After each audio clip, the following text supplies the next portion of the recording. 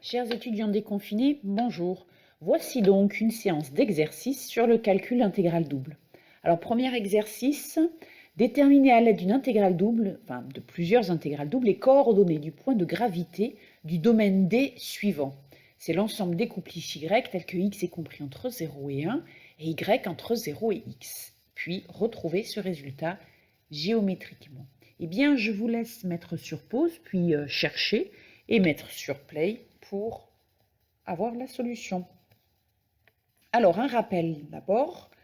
Supposons que la masse surfacique est égale à mu de xy, alors la masse d'une plaque M, c'est l'intégrale double de cette masse surfacique dx dy. Et si l'on souhaite alors calculer les coordonnées G, le centre de gravité de la plaque précédente, on obtient alors les expressions suivantes avec les intégrales doubles. Oui, mais là, il ne s'agit pas d'une plaque dont on connaît la masse surfacique, il s'agit juste d'un domaine géométrique. Donc on n'a pas de plaque ici. Alors à ce moment-là, quelles vont être les coordonnées du centre de gravité? Eh bien ça va être l'inverse de l'aire du domaine D fois la double somme des abscisses. Et pour YG, ça va être l'inverse de l'aire fois la double somme des ordonnées. Et voilà la définition du centre de gravité. Allez, je vous laisse mettre sur pause pour chercher le résultat. Alors, pour calculer ces deux intégrales doubles, il nous faut donc calculer l'aire du domaine. Le domaine, nous allons le dessiner, il n'est pas compliqué. X est compris entre 0 et 1 et Y entre 0 et X. Donc nous traçons la droite d'équation y égale à x qui passe donc par ces deux points. Voilà. D'accord.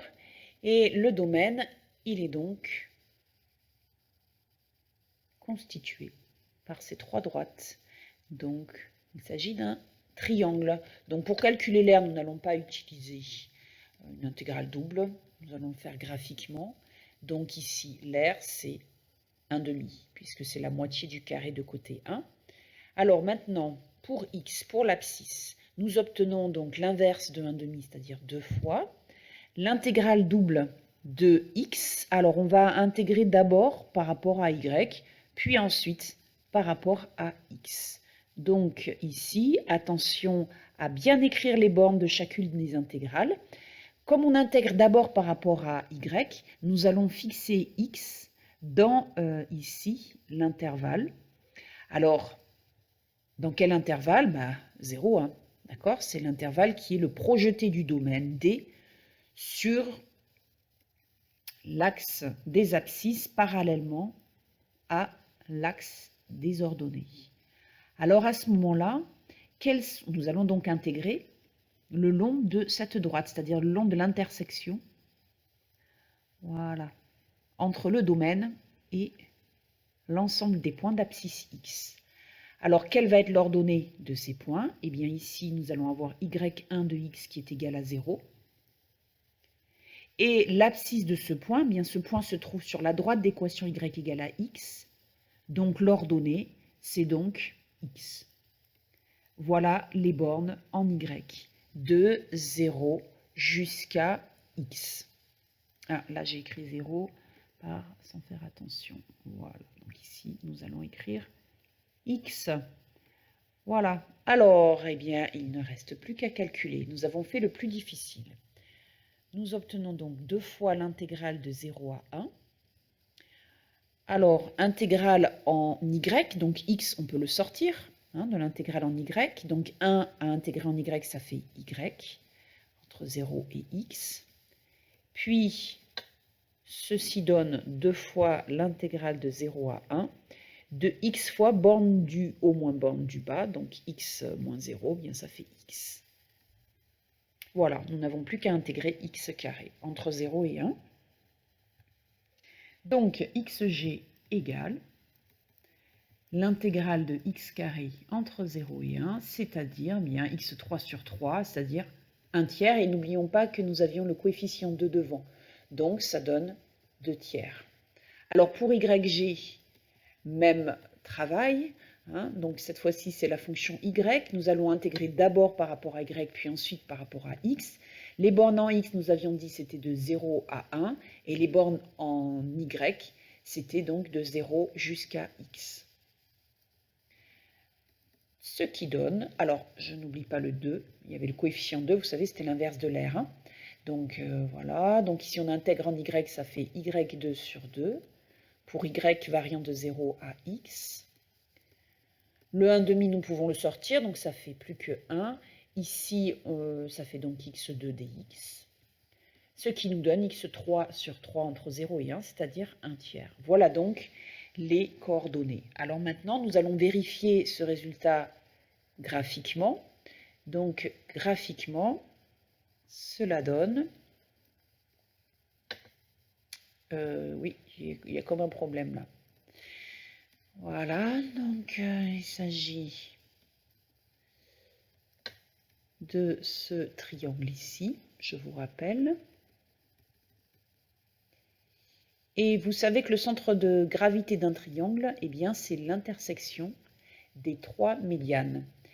Et la médiane, c'est quoi? Eh bien, la médiane, il s'agit de la droite qui joint un sommet du triangle au milieu du côté opposé.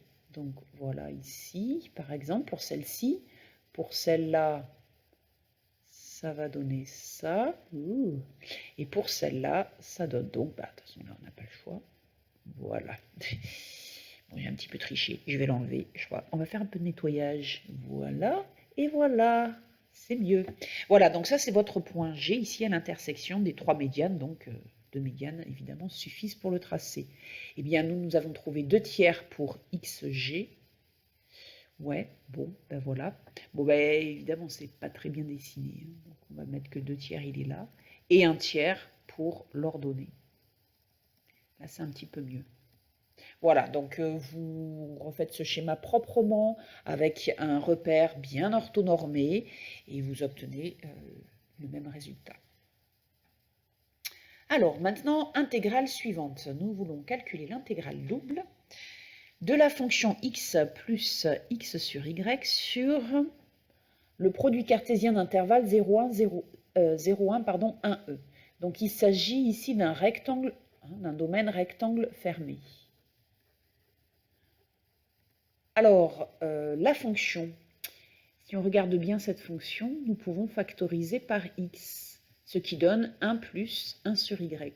X facteur de 1 plus 1 sur y. Ah, mais alors il s'agit d'une fonction à variable séparable. Nous allons donc pouvoir utiliser le cas particulier que vous connaissez bien, qui vous dit la chose suivante. Lorsqu'on intègre une fonction à variable séparable, par exemple f de x fois g de y, donc une fonction à variable séparable, c'est une fonction qui est le produit d'une fonction en x par une fonction en y. Sur un intervalle, sur un produit cartésien d'intervalle fermé, donc AB croix CD par exemple, eh bien on obtient le produit des intégrales. Donc l'intégrale en x sur l'intervalle AB, ici c'est le premier, donc c'est l'intervalle des x, et puis fois l'intégrale en y sur le deuxième intervalle qui est l'intervalle des y. Voilà, donc ici nous allons pouvoir appliquer cette formule. Nous obtenons donc l'intégrale de x dx sur l'intervalle 0,1 multiplié par l'intégrale de 1 plus 1 sur y en y sur l'intervalle 1e. Ce qui donne donc x2 sur 2 entre 0 et 1, ça fait 1,5.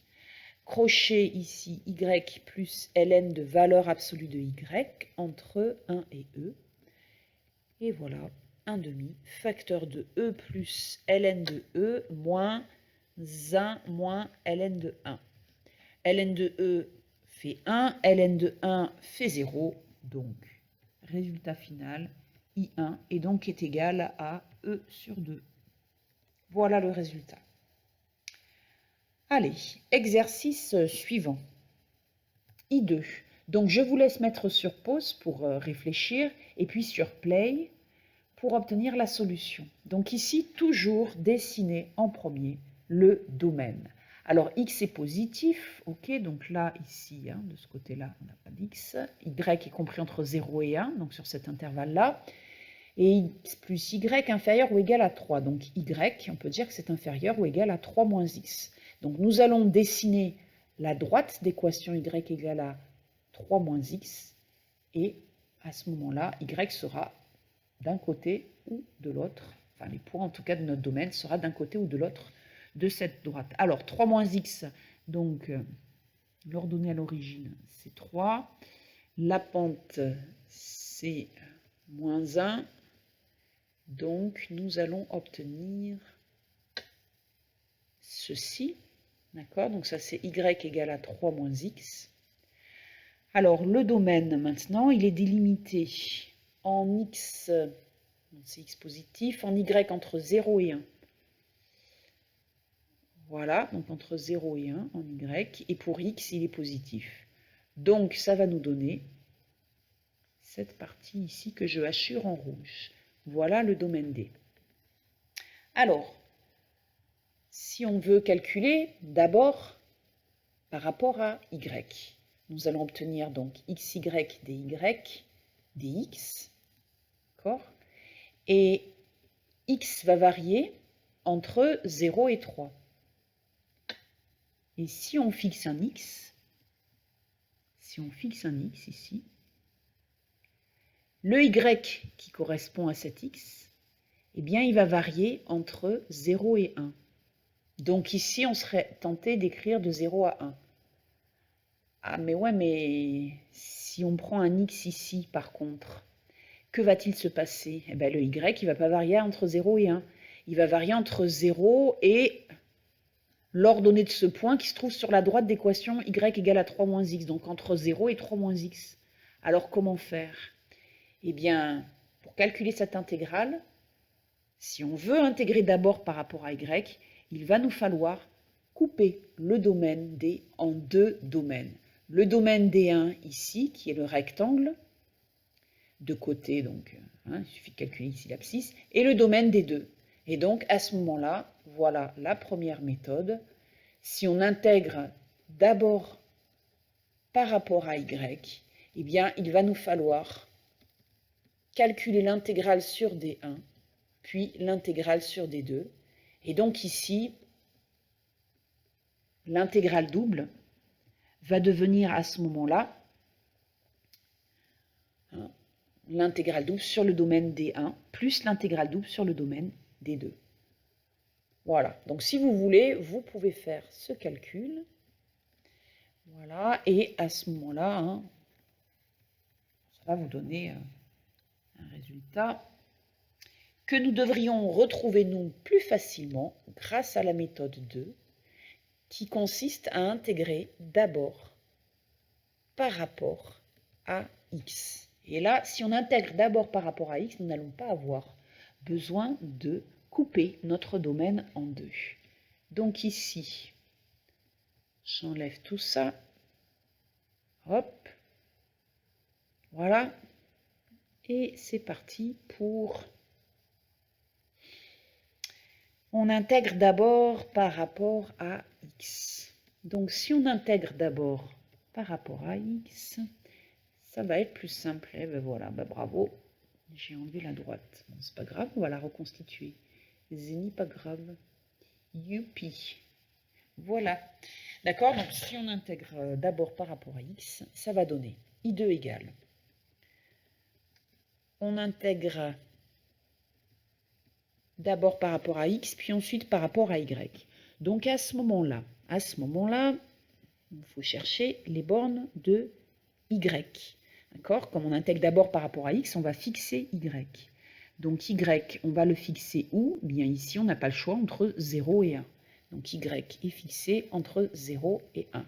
On trace les points du domaine qui ont pour ordonnée cet y qui est fixé. Voilà. Et donc leur abscisse, l'abscisse de tous ces points, varie entre 0, ici, et l'abscisse de ce point-là. Ce point-là, il se trouve sur la droite d'équation y égale à 3 moins x. Donc son abscisse, à y fixé, c'est égal à 3 moins y. Donc là, je vais obtenir 3 moins y. Donc voilà les bornes ici que j'obtiens en x, de 0 à 3 moins y. J'ai fait le plus difficile, il ne me reste plus qu'à calculer l'intégrale. Donc I2 égale intégrale de 0 à 1. Alors j'intègre en x, allez, je vais sortir le y du crochet, x2 sur 2, entre 0 et 3 moins y. Alors, le 1/2, je peux le sortir. Allez-y. Et je n'ai plus que l'intégrale de y facteur de 3 moins y, le tout au carré, dy.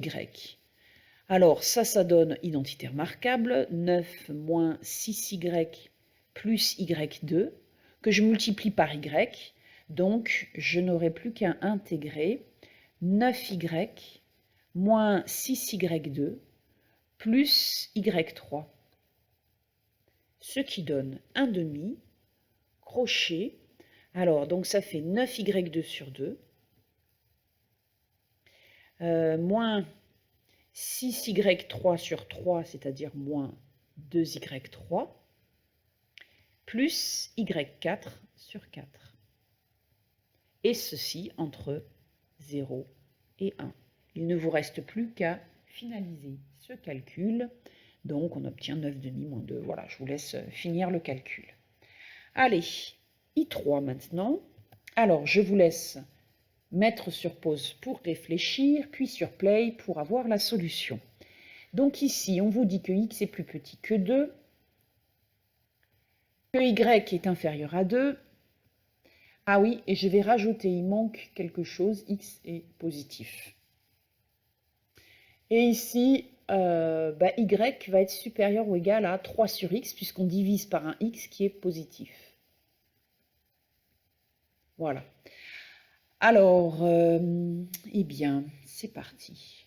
Nous allons tracer la courbe représentant 3 sur x. Donc, il s'agit d'une hyperbole. Hein. Donc, quand x égale à 1, ça donne 3. Et quand x égale à 2, 3/2. Donc 3/2, c'est 1,5. Voilà, et puis, voilà, on va tracer peut-être en rouge. Voilà donc la représentation graphique de la courbe représentant 3 sur x. Donc on vous dit que y est supérieur à 3 sur x, que y est inférieur à 2. Voilà, donc elle est comprise entre 2, entre la courbe ici, 2, et x, lui, il est inférieur à 2. Oula, c'est tout petit. Voilà, donc x est inférieur à 2, donc voilà le domaine ici. Le domaine, c'est ceci. Allez, donc maintenant, nous allons intégrer, allez, d'abord par rapport à y. Donc ici, ça donne x exponentielle x plus 2xy. On intègre d'abord par rapport à y, puis ensuite par rapport à x. Donc ici, vous avez les bornes en y qui sont au centre et les bornes en x qui sont à l'extérieur.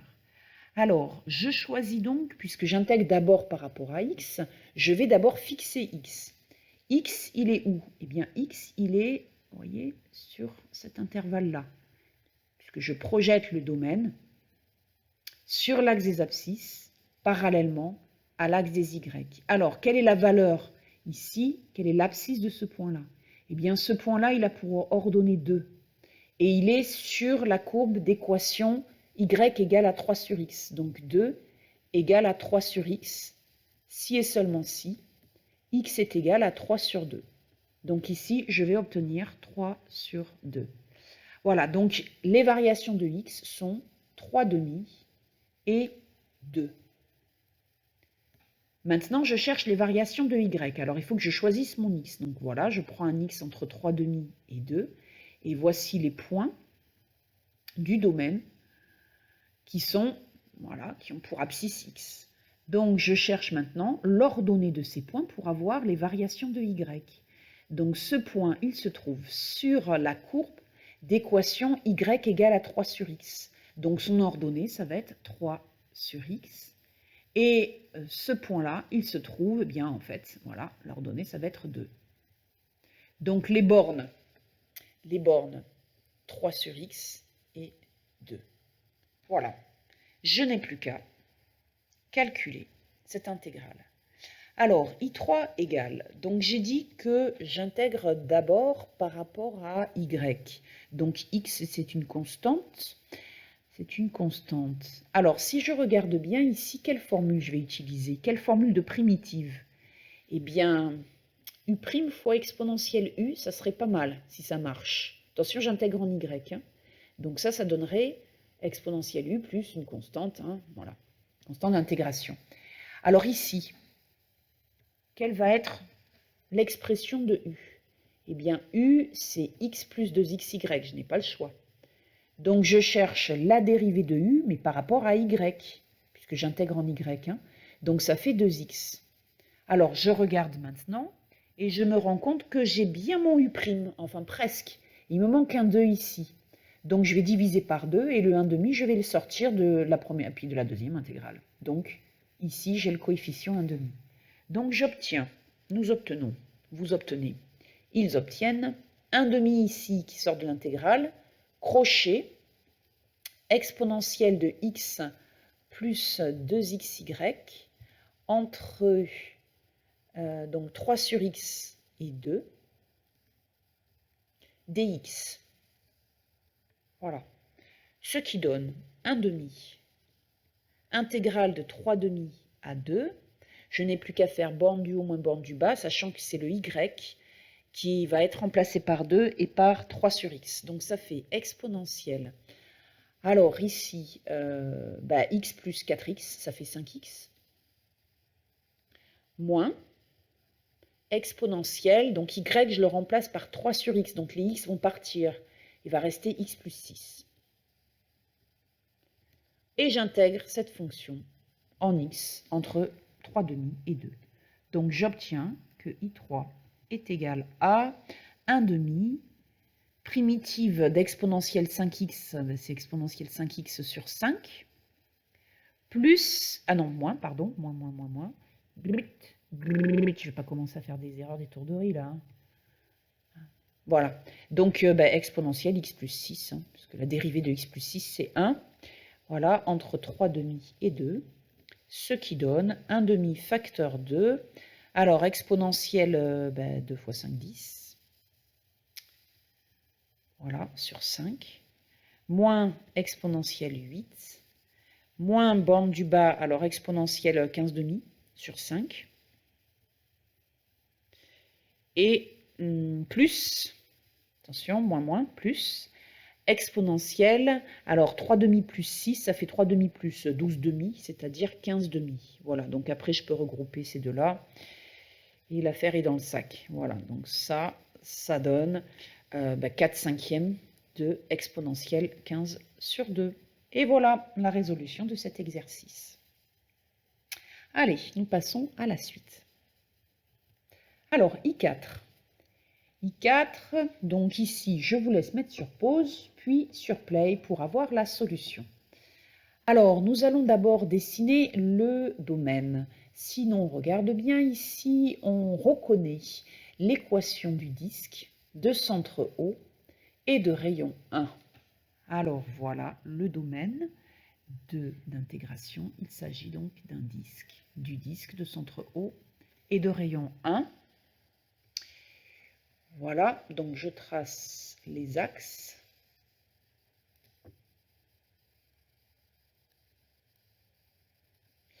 Voilà.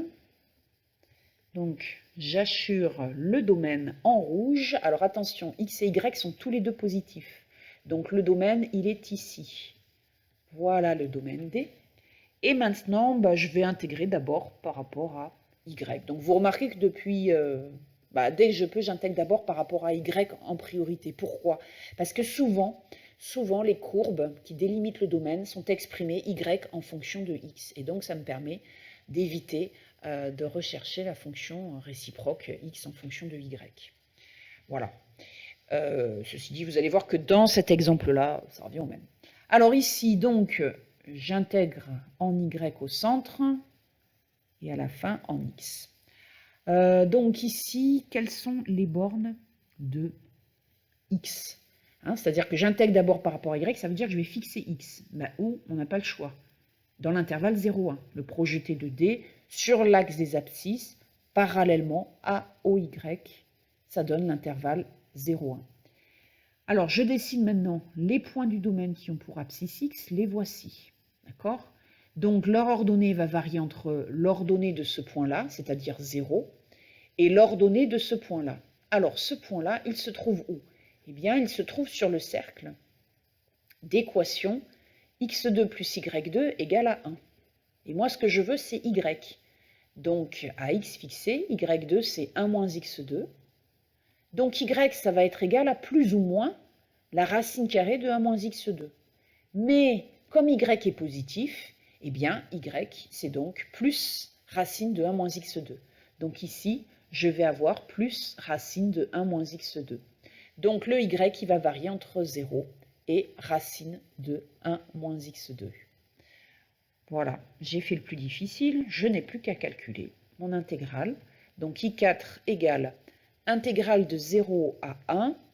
Donc j'intègre d'abord par rapport à y, je peux sortir le 1 sur x2 plus 1 qui est une constante par rapport à y. Et donc j'intègre y, ben ça donne y2 sur 2. Et y va varier entre 0 et racine carrée de 1 moins x2. Je n'ai plus qu'à faire borne du haut moins borne du bas. Ça donne donc l'intégrale de 0 à 1 de 1 sur 1 plus x2 fois, alors le 1,5, je peux le sortir de l'intégrale, allez, zou. Et donc ici, je vais obtenir donc la racine carrée de 1 moins x carré au carré. Ben ça donne 1 moins x carré. Et moins la même chose en 0, c'est-à-dire 0. Voilà. Voilà ce que j'obtiens. Donc, pour écrire un peu mieux les choses, j'obtiens donc la fraction 1 moins x2 sur 1 plus x2 à intégrer sur l'intervalle 0,1. Alors là, maintenant, pour calculer cette intégrale, il y a plusieurs méthodes. Donc U' sur U ne marche pas, comme vous pouvez le constater.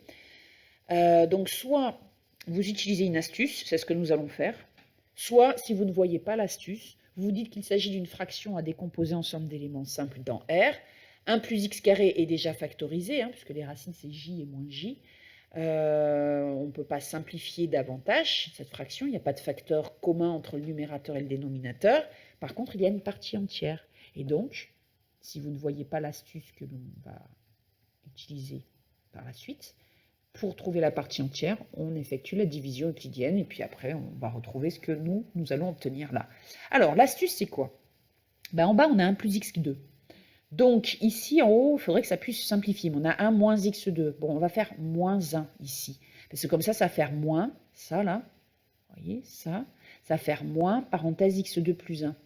Et après, on pourra scinder la fraction en 2, ça va partir. Sauf que, si on fait moins 1, il faut faire plus 1. Donc là, il va falloir mettre plus 1. Donc on va avoir 2. Donc 2 sur 1 plus x2, moins x2 plus 1 sur x2 plus 1, ce qui fait moins 1. Allez, ça donne donc 1 demi. Alors, I4 égale 1 demi. Intégrale de... c'est risqué là. C'est vrai, je peux pas écrire là. Voilà, vous débrouillez. Donc ici, je vais avoir donc... il ne veut pas partir. 2 sur 1 plus x2. Oh, il ne veut pas. Il n'est pas gentil. 2 sur... Hein, bon, bah, je vais l'écrire ailleurs. Je suis désolée, mais là, je craque. Au secours. Je vais l'écrire là-bas. J'aurais dû le faire dès le début. Allez, zo, c'est parti. 1 demi intégrale de 0 à 1 de 2 sur 1 plus x2 moins 1. D'accord? C'est ça, moins 1 dx. Voilà, donc I4 est égal à 1 demi fois crochet 2 arctangentes de x. Je vous rappelle que 1 sur 1 plus x2, c'est la dérivée de arctangente de x, moins x entre 0 et 1. Ce qui fait donc 1 demi de 2 arctangentes de 1, c'est-à-dire 2π sur 4, moins 1, et puis après, moins arctangente, enfin 2 arctangentes de 0, ça fait 0. Et voilà. Donc après, on simplifie, ça va donner du π sur 4, moins 1 demi. Et voilà. Allez, donc maintenant, c'est parti pour I5. Alors, I5. I5, je vous laisse mettre sur pause, puis sur play pour avoir la solution. Alors ici, si on regarde bien, en fait, on a déjà les bornes de I5. X est compris entre 0 et 1, et Y entre 1 et 1 plus X. À la limite, c'est même pas la peine de s'embêter à tracer le domaine. Bon, on va le faire quand même. Donc 1 plus X, ça donne donc, l'ordonnée à l'origine c'est 1, la pente c'est 1, donc on obtient ceci. Voilà, Y égale à 1 plus X. X est compris entre 0 et 1, donc le domaine, le voici. Et Y entre 1 et 1 plus X, hein, donc voilà le domaine. Voilà, ça c'est le domaine. D'accord? Bien. Allez, donc I5 égale, on intègre d'abord par rapport à Y. Comme ça, on est très original. Et ensuite, par rapport à X. Donc, si on intègre d'abord par rapport à Y et ensuite par rapport à X, on voit soit sur le schéma, soit sur la définition du domaine, que on fixe X forcément entre 0 et 1. D'accord, ce qui était écrit là. Et ici, notre Y qui varie entre l'ordonnée de ce point et l'ordonnée de ce point.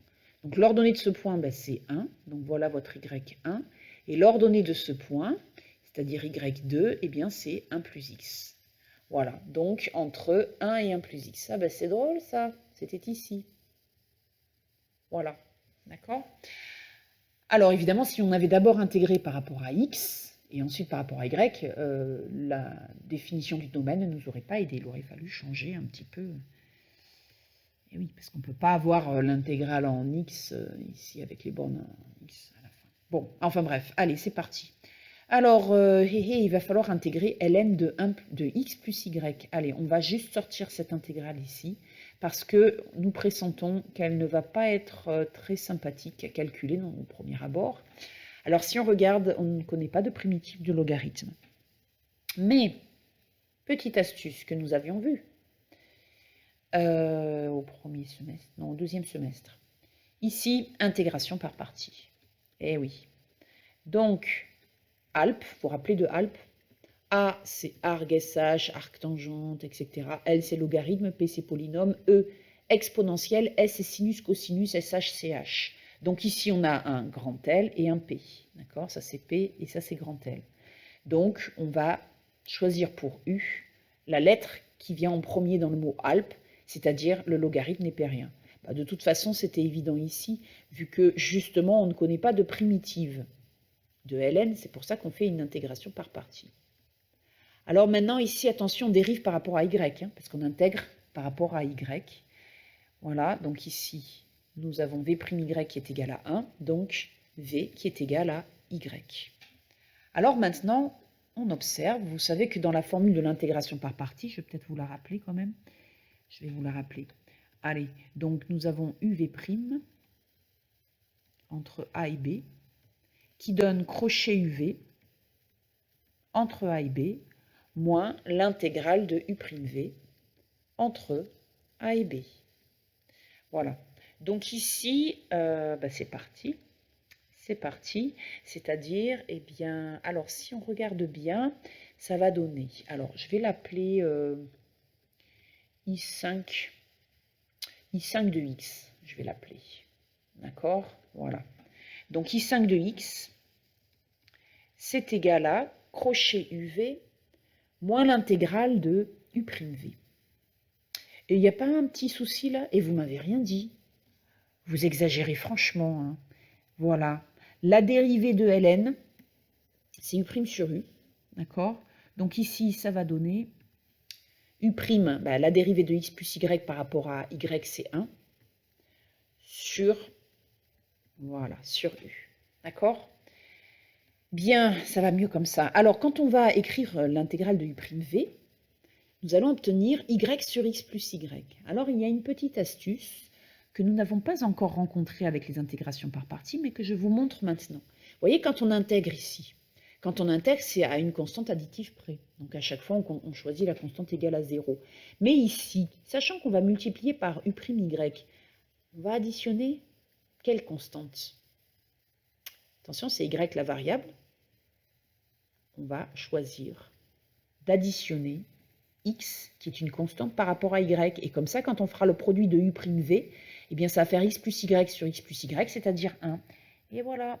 Et l'affaire est dans le sac et c'est beaucoup plus simple. Donc, ça donne, je disais, alors, crochet UV, d'accord? Donc, ça fait x plus y. Attention là, par contre, il faut le mettre. Hein. X plus y, ln de x plus y, entre 1 et 1 plus x, moins l'intégrale de 1 fois dy, entre 1 et 1 plus x. Voilà. Donc, ce qui nous donne ici, alors, quand y égale 1 plus x, ça fait 1 plus 2x, ln de 1 plus 2x, moins, alors, quand y égale à 1, ça fait x plus 1, ln de x plus 1, et moins primitif de y, donc ça fait y, primitif de 1, je voulais dire, ça fait y, d'accord?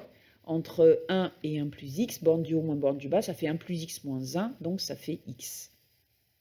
Et voilà, ça c'est I5 de x. Il ne reste plus qu'à, pour finaliser cette intégrale double, calculer grand I5, c'est-à-dire l'intégrale de I5 de x entre 0 et 1. Voilà, je vous laisse finir cet exercice en devoir maison. Ça ne serait pas une mauvaise idée. Ouais, je vous laisse le finir en devoir maison. Donc, vous le reprendrez depuis le début, hein, depuis ici, là, voilà, avec le petit schéma et tout ça. Et puis, à la fin, hein, je ne vous cache pas qu'il va y avoir 2 IPP. Une pour ici et une pour là. Voilà, bon courage. Ah, ben c'est fini. Un petit quiz musical pour nous détendre. Allez, quel est l'interprète? Et le titre de cette chanson que je joue à la guitare.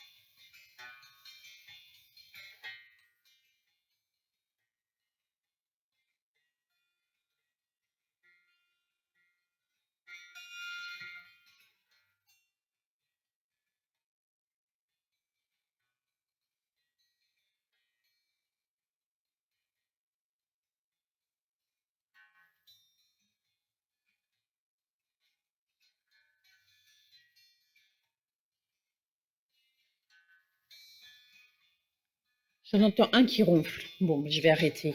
Allez, bonne journée et au revoir et à bientôt surtout.